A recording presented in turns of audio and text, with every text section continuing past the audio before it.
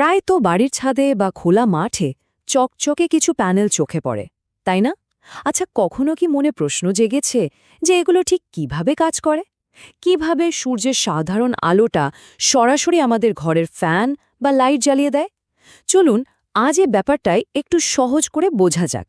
আমরা solar photovoltaic বা PV প্রযুক্তির একদম ভেতরে ঢুকে দেখব কিভাবে সূর্যালোক বিদ্যুতে বদলে যায়।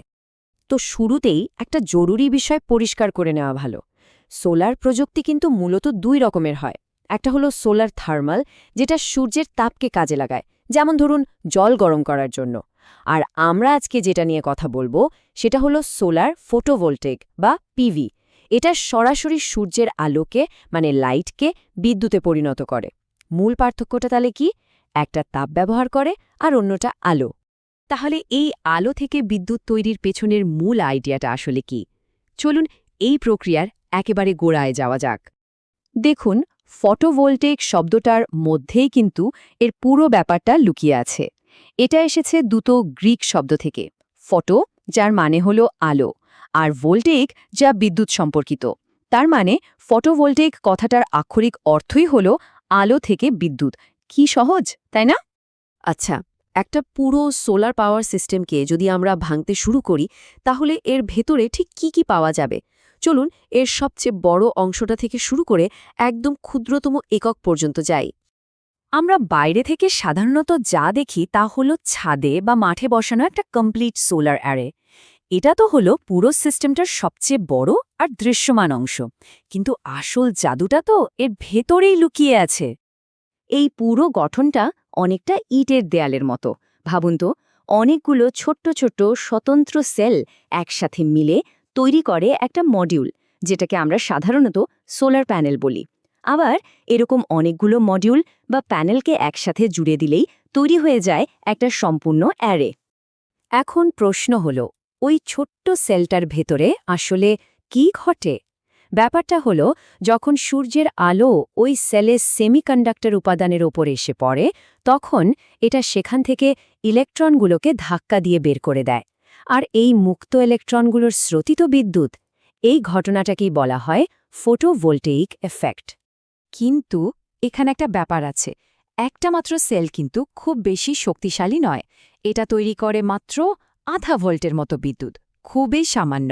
ঠিক এই কারণে আমাদের কাজের মতো যথেষ্ট বিদ্যুৎ পেতে হলে অনেক অনেক সেলকে একসাথে জুড়ে মডিউল আর তারপর অ্যারে তৈরি করার দরকার হয়। বাজারে কিন্তু বিভিন্ন ধরনের সোলার প্যানেল পাওয়া যায়, আর প্রত্যেকটারই কিছু সুবিধা আর কিছু অসুবিধা আছে।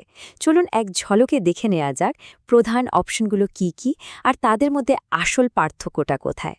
এই টেবিলটা দেখুন, এখানে তিনটে প্রধান ধরনের প্যানেলের একটা তুলনা দেওয়া আছে। মনোক্রিস্টালাইন প্যানেলগুলো সবচেয়ে বেশি এফিশিয়েন্ট, মানে এগুলো কম জায়গায় সবচেয়ে বেশি বিদ্যুৎ বানাতে পারে। অন্যদিকে থিনফিল্ম প্যানেলের এফিসিয়েন্সি বা কার্যকারিতা সবচেয়ে কম, তাই একই পরিমাণ বিদ্যুতের জন্য অনেক বেশি জায়গা লাগে। আর পলিক্রিস্টালাইন হলো এই দুটোর মাঝামাঝি একটা অবস্থানে। খালি চোখে দেখেও কিন্তু এই প্যানেলগুলোকে চেনা যায়। পলিক্রিস্টালাইন প্যানেলগুলোর রং সাধারণত একটু নীলচে ধরনের হয়, আর এর ওপর একটা ছোপ ছোপ ডিজাইন দেখা যায়। অন্যদিকে মনোক্রিস্টালাইন প্যানেলগুলো দেখতে একদম মসৃণ, আর এদের রং হয় একটানা ঘন কালো। যদিও থিন ফিল্ম প্যানেলের এফিসিয়েন্সি কম, এর কিন্তু কিছু বিশেষ সুবিধাও আছে। যেমন এটা বেশ ফ্লেক্সিবল বা নমনীয় হতে পারে, যা কোনো বাঁকা জায়গায় লাগানোর জন্য দারুণ।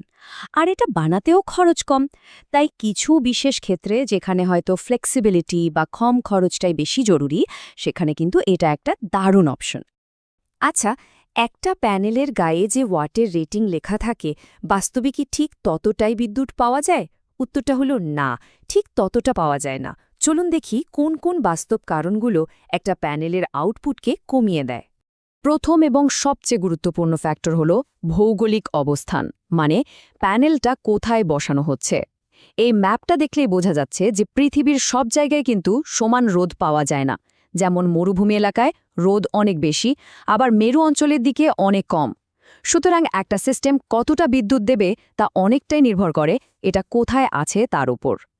তাহলে প্রশ্নটা হলো, একটা আদর্শ জায়গায় বসালেও কি একটা প্যানেলটার রেটিং অনুযায়ী 100% কাজ করে? না, করে না। আরও কিছু ব্যাপার আছে যা এর কর্মক্ষমতাকে কমিয়ে দেয়। এটা শুনতে একটু অবাক লাগতে পারে, কিন্তু সোলার প্যানেলের জন্য অতিরিক্ত গরম বা তাপ আসলে ভালো নয়, বরং খারাপ। একটা প্যানেল যত বেশি গরম হয় তার বিদ্যুৎ তৈরির ক্ষমতা ততই কমে যায়।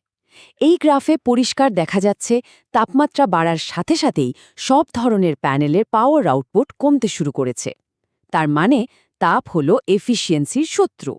সাধারণভাবে বলতে গেলে শুধুমাত্র এই অতিরিক্ত গরম হওয়ার কারণে একটা প্যানেলের কর্মক্ষমতা প্রায় 10% পর্যন্ত কমে যেতে পারে।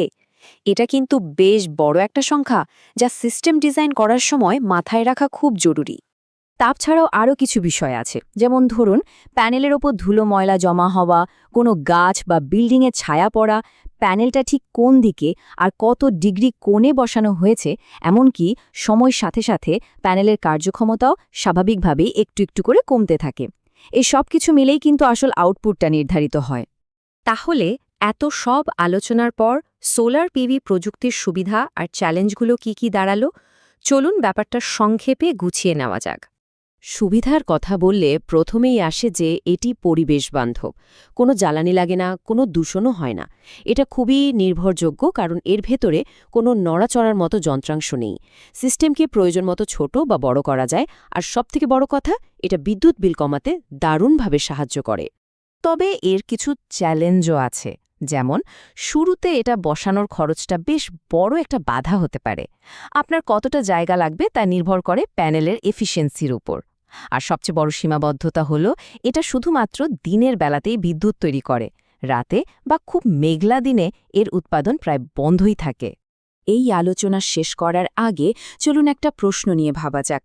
প্রযুক্তি তো দিন দিন উন্নত হচ্ছে, এমন একটা ভবিষ্যতের কথা ভাবুন তো, যেখানে আমাদের বাড়ি, অফিস বা কারখানার দেয়ার আর ছাদগুলো শুধু একটা কাঠামো হয়ে থাকবে না, বরং নিজেরাই হয়ে উঠবে এক একটা পাওয়ার প্ল্যান্ট, যা আমাদের নিজেদের সমস্ত শক্তির চাহিদা মেটাচ্ছে। সোলার প্রযুক্তি কিন্তু সেই সম্ভাবনাকেই সত্যি করার পথে আমাদের এগিয়ে নিয়ে যাচ্ছে।